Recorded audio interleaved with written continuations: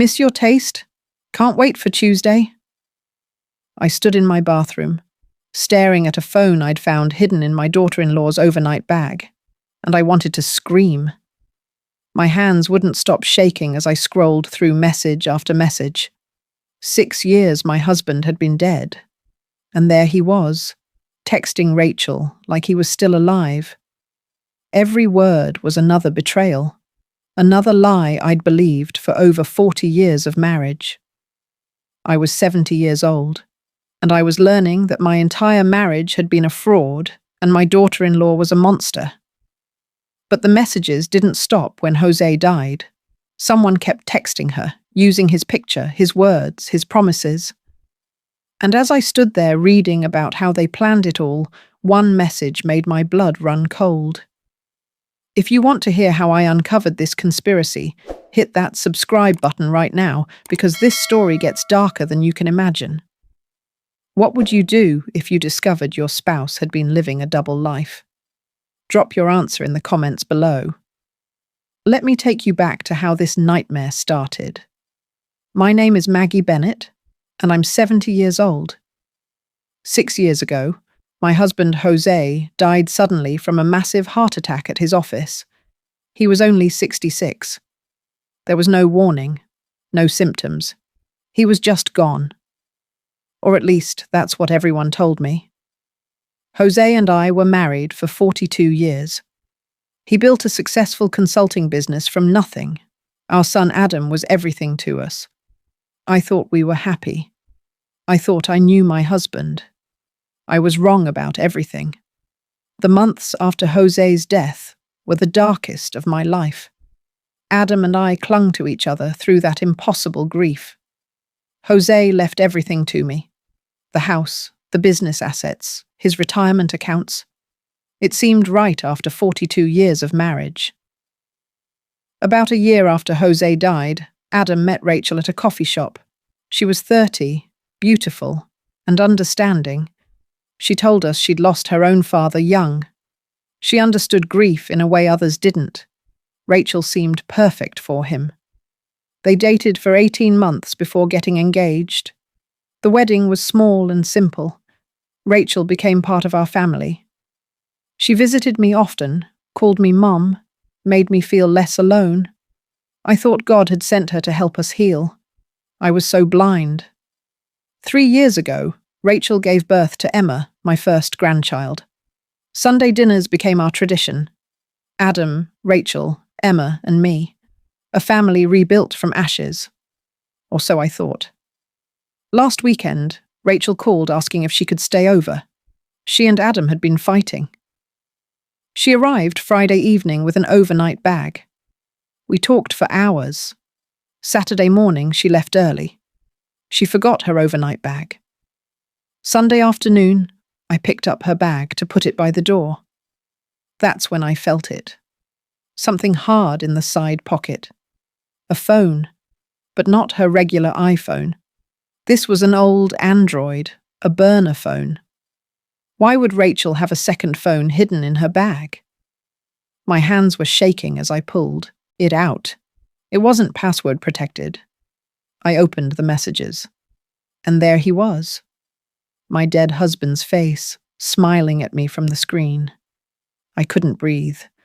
Messages going back years filled the screen. Miss your taste? Can't wait for Tuesday. I stood in my bathroom, staring at a phone I'd found hidden in my daughter-in-law's overnight bag, and I wanted to scream. My hands wouldn't stop shaking as I scrolled through message after message. 6 years my husband had been dead, and there he was, texting Rachel like he was still alive. I sat down on the bathroom floor and started reading. The texts started 5 years before Jose died. Long, passionate exchanges between Jose and Rachel. Hotels across the city, always hidden. He was planning to leave me. After 42 years, he was going to throw me away for her. But Rachel wasn't some innocent mistress. She pushed him constantly about money, about the timeline. This wasn't love. It was a transaction. Jose's last messages were tense. He was ending it, breaking his promises. Rachel's responses were cold. "We'll see about that, Jay. You're going to regret this." The morning Jose died, there was one last message from Rachel. "See you at the office, Jay. We need to talk in person." He died 2 hours later. Rachel worked at Jose's company. She'd been his administrative assistant for years. Now I understand why. She'd been in his office the morning he died. But here's where it became truly insane. 3 days after Jose's funeral, the messages started again. Same contact, same photo. But the tone was different. Someone else was texting her. Someone who knew about the affair. Someone who referred to Jose in third person. References to T started appearing. Then, buried in the messages, a name. "Tom thinks you should meet Jose's son, Adam." Tom. Jose's nephew, 38 years old. After Jose died, Tom had been so helpful. Now I understand why. The messages laid it all out. After Jose tried to end things, Rachel panicked. She contacted Tom, who knew about the affair. Together they decided Jose couldn't be allowed to walk away. They planned his murder. Tom had access to cardiac medications through his pharmaceutical contacts. Rachel administered it in Jose's morning coffee. She watched him die in his office. But Jose's death didn't solve Rachel's problem. He'd never changed his will. Everything went to me. Rachel got nothing. The messages showed her rage. 5 years of my life, and that bastard left me with nothing.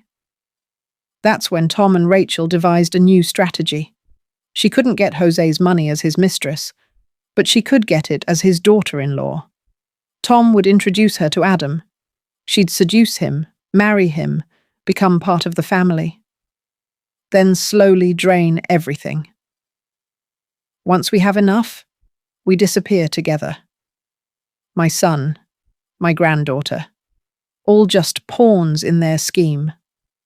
I found a message from 2 weeks ago that made my stomach turn. Jay would be proud of how well the Digitalis worked. Not a trace.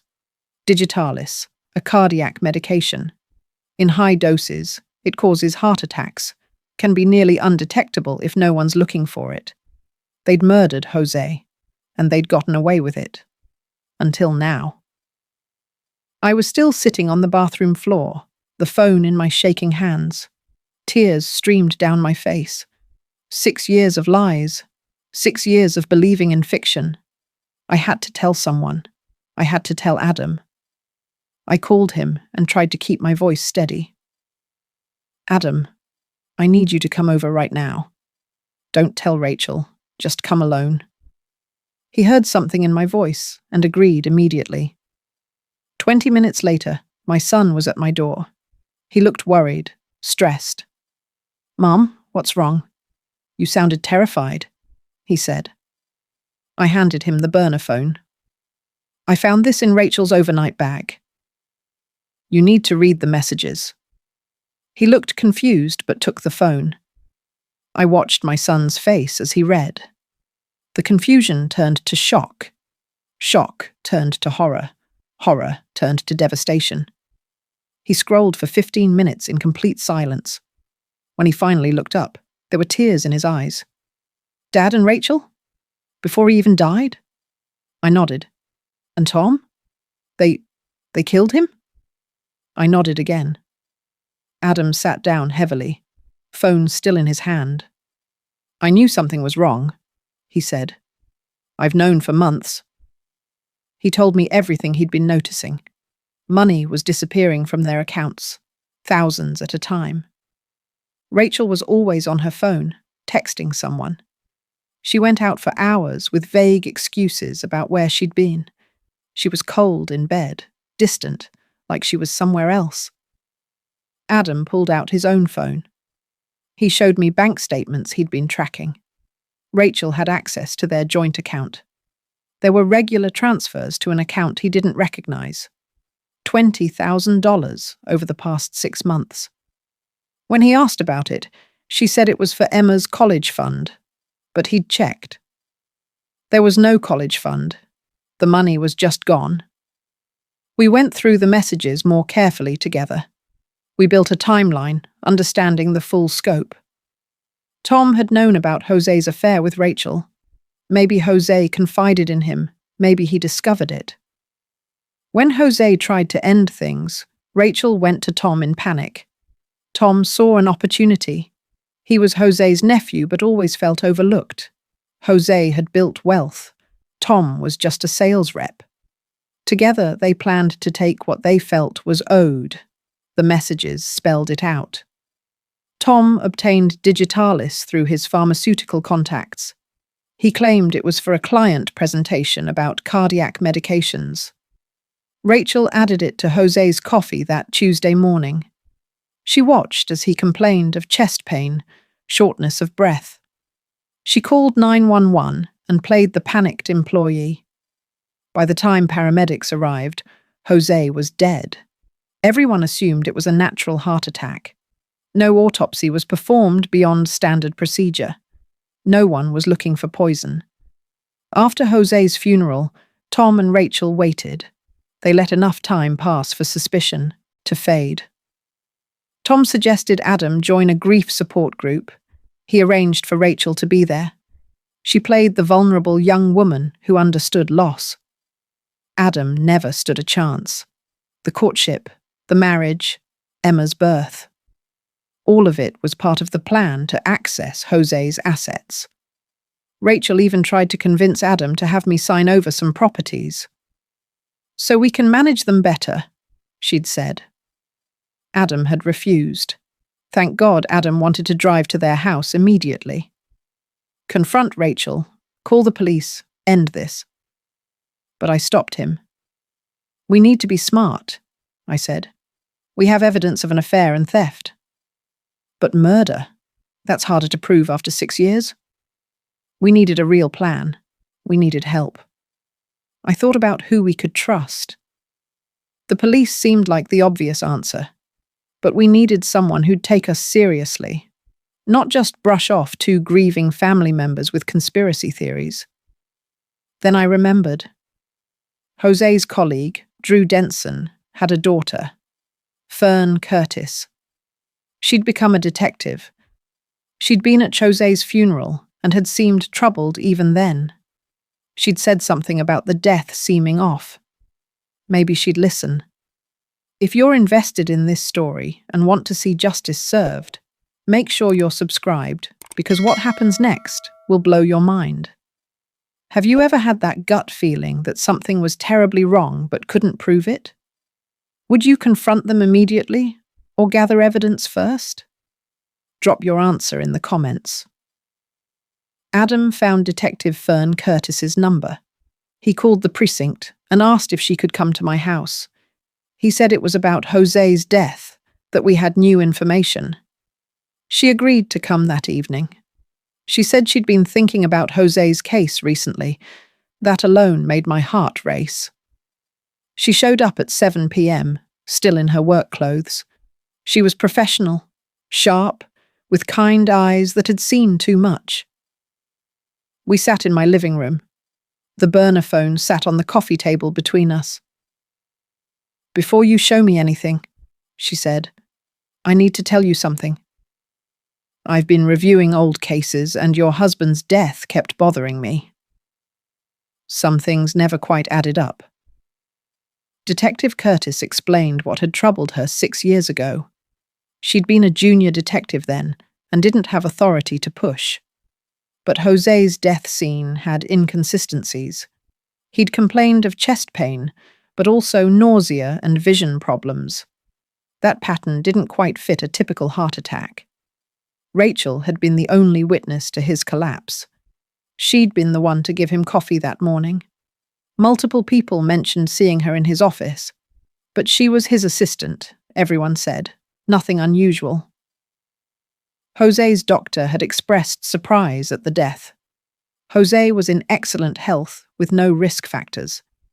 His recent physical showed a strong heart, good cholesterol, and normal blood pressure. The sudden, massive heart attack didn't fit his profile. But these things happen, everyone said. The coroner did a standard autopsy and found cardiac arrest. There was no reason to dig deeper. I picked up Rachel's phone and handed it to Detective Curtis. "Everything you need to know is in here," I said. She put on reading glasses and started scrolling. Her expression grew darker with every message. "My God," she finally said. "This is a confession." Detective Curtis spent 2 hours going through the phone. She took photos of key messages and made notes. The affair, the murder plot, the conspiracy. All of it was laid out in digital black and white. "This gives us probable cause," she said, "but the prosecution will want more." 6 years is a long time for a murder case. She explained the difficulties. Jose had been embalmed and buried. Digitalis breaks down over time. Even if they exhumed the body, traces might be gone. But modern forensic technology has advanced. New tests could detect compounds that older tests missed. Bone and hair samples could show exposure patterns. It was worth trying. Adam showed Detective Curtis the bank statements, the transfers, the missing money, the patterns. She nodded and took photos of everything. "Financial crimes are easier to prove than murder," she said. "We can build a case on theft and fraud while pursuing the murder angle. Get warrants for Rachel and Tom's accounts. Follow the money. It always tells the truth." Detective Curtis made calls right there in my living room. She ran background checks and pulled records. Tom's pharmaceutical sales history checked out. More interesting, he'd been questioned about missing inventory 2 years before Jose died. Digitalis samples had gone unaccounted for. Tom claimed faulty record keeping and was never charged. Now it looked much more sinister. Another crucial detail emerged. Jose's office building kept security footage for 7 years. It was company policy for liability reasons. The footage from the day Jose died might still exist. Detective Curtis would need a warrant, but it was possible. If they could show Rachel bringing Jose coffee, see them alone together right before his collapse, it would support the murder theory. Detective Curtis laid out the strategy. First, get warrants for financial records, phone records, everything. Request an exhumation order for Jose's body, pull security footage from his office building, interview Tom's former pharmaceutical contacts, build an airtight case before making arrests. "If we move too soon, they'll lawyer up and we'll lose them," she said. "We do this right, we do it once." She told us to act normal. Don't confront Rachel or Tom. Don't let them know we found the phone. "Can you do that?" she asked Adam. "Can you go home to your wife and pretend everything's fine?" Adam's jaw clenched, but he nodded. "For Emma, I can do anything," he said. We were finalizing plans when my doorbell rang. We all froze. Detective Curtis quickly pocketed the burner phone. I went to the door. It was Rachel, looking concerned. "Maggie, is Adam here? His car is outside," she said. "I've been calling him. He's not answering." I had to let her in. I had to act like everything was normal. Rachel walked into the living room. She saw Adam and Detective Curtis. "What's going on?" she asked, her voice higher than usual. Detective Curtis stood and extended her hand. "Just following up on some old questions about Jose's business," she said. "Routine closure of estate matters." Rachel relaxed slightly, but I could see the calculation in her eyes. Rachel asked if I'd seen her overnight bag. "I think I left it here last weekend," she said. My heart pounded. "I haven't seen it," I lied. "Maybe you left it in your car." She frowned, uncertain. "Maybe I'll check again," she said. She looked at Adam. "Ready to come home?" Adam stood and kissed my cheek. "Thanks for dinner, Mom," he said. We'd never even eaten. Detective Curtis waited until their car pulled away. "That was close," she said. "She's suspicious now. We need to move faster than I'd like." She made more calls and pushed for expedited warrants. She pulled strings and called in favors. By midnight, we had approval for everything. The investigation was officially open. If you want to see how this investigation unfolds and justice finally gets served, hit that subscribe button now, because the next part will leave you speechless. Do you think they'll find enough evidence to convict? Let me know what you think in the comments. 3 days later, at dawn, police executed the warrants. Rachel was arrested at my son's house. Officers took her while Emma was still sleeping. Adam had taken Emma to stay with a friend the night before. Some instinct told him it was time. Tom was arrested at his apartment simultaneously. Both were brought in for questioning. Detective Curtis led Rachel's interrogation. I watched through one-way glass with Adam beside me. Rachel tried her usual charm at first: confused innocence, wounded victim. But when they laid out the evidence, the phone messages, the financial transfers, the timeline, her mask cracked. In the other room, Tom was panicking. He'd assumed they'd gotten away with it. 6 years of freedom had made him careless. When they mentioned the missing digitalis from 6 years ago, when they showed him the messages about the murder, he asked for a deal. Tom's lawyer negotiated for reduced charges in exchange for full cooperation. Tom gave them everything. How Rachel had come to him in panic when Jose tried to end things. How they'd planned the murder together over 2 weeks. How he'd stolen the digitalis and taught Rachel the dosage. How she'd put it in Jose's coffee while Tom created an alibi. How they'd watched and waited, making sure no one suspected. All of it was recorded and documented. Faced with Tom's confession, Rachel tried to spin her own version. She claimed Tom manipulated her, controlled her, that she'd been Jose's victim, young and naive, that Tom forced her to participate in murder. But the messages told a different story. Rachel had been an equal partner, maybe even the driving force. The jury would decide. Jose's body was exhumed 3 weeks later. New forensic tests were performed. Bone and hair analysis showed elevated digitalis levels. Concentrations were consistent with acute poisoning. The medical examiner amended the death certificate. Cause of death: homicide by poisoning. After 6 years, Jose finally had justice. The trial lasted 4 months. The evidence was overwhelming. The messages, Tom's confession, the forensics. Security footage from Jose's office showed Rachel alone with him. Financial records showed their money trail. Testimony from Tom's pharmaceutical contacts filled in the gaps.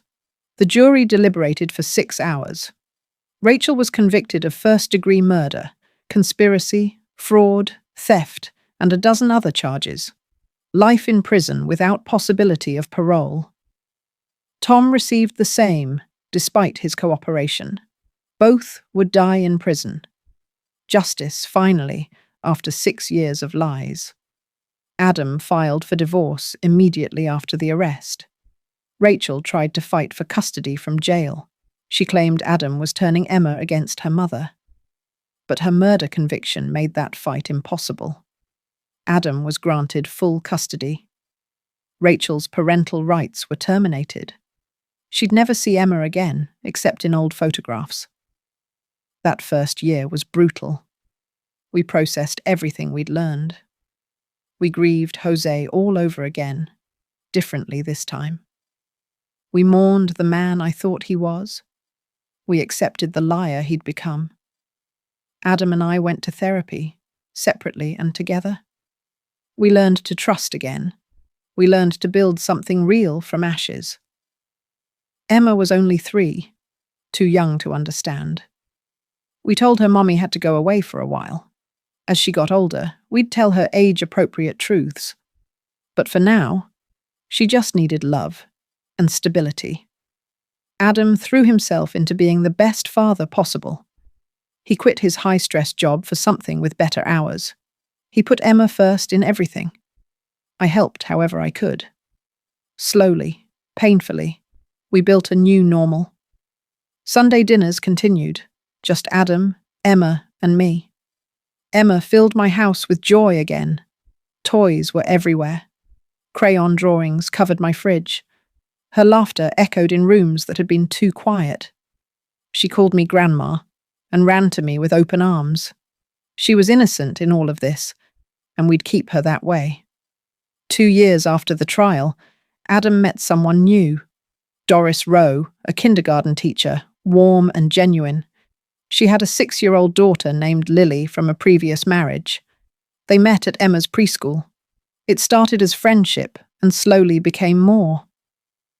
Doris was patient with Adam's walls, his hesitation. She understood that trust had to be earned. She never rushed, never pushed.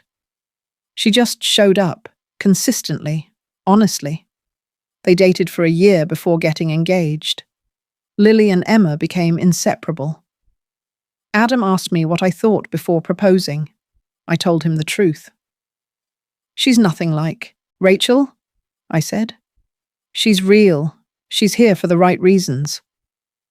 Don't let what happened steal your chance at happiness." They got married in my backyard last spring. It was a small ceremony, just family and close friends. Emma and Lily were flower girls, giggling in matching dresses.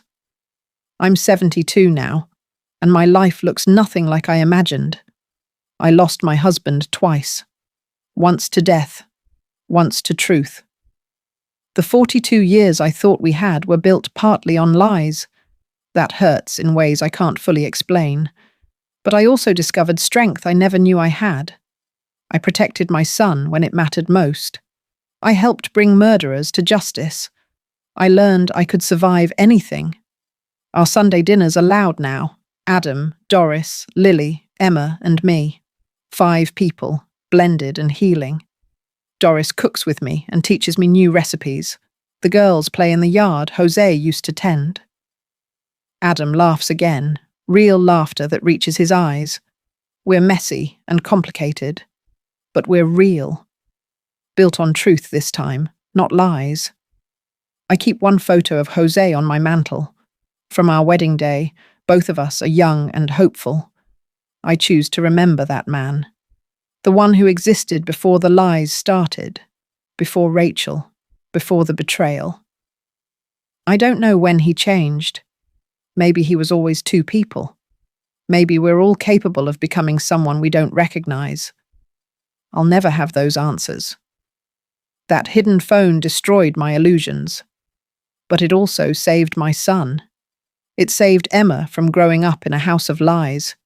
It gave Jose the justice he deserved, despite his sins. And somehow, through all the pain, it led us to this moment. Sunday afternoon, my kitchen was full of family, real family, chosen and earned. Emma hugging my legs, Lily showing me her drawing, Adam and Doris laughing over something. The smell of pot roast in the oven. 6 years ago, Rachel and Tom thought they'd gotten away with perfect murder. They thought they could steal our lives, our money, our future. They were wrong. Sometimes the truth stays buried, but sometimes it's just waiting, hidden in a side pocket of an overnight bag, ready to burn down every lie. And from those ashes, if you're lucky, something real can grow. I still have hard days, days when the betrayal feels fresh, when I wonder what was real and what was performance. But those days are fewer now. They're replaced by Emma's laughter, by Sunday dinners and Doris's kindness, by watching Adam become the father he was meant to be, by knowing we survived and they didn't win. My life wasn't the fairy tale I thought I was living. It was better and worse and more complicated. It was real pain and real healing, real loss and real love. And standing in my kitchen now, 72 years old, surrounded by the family we've built, I wouldn't trade this truth for any beautiful lie. We fought for this happiness. We earned every moment. And that makes it worth everything. If this story moved you, make sure you're subscribed, and here's a question for you. Have you ever discovered a truth that destroyed everything but led you somewhere better? Have you ever seen someone rebuild their life after complete devastation? Tell me in the comments what gave you hope during your darkest time. Share your story in the comments.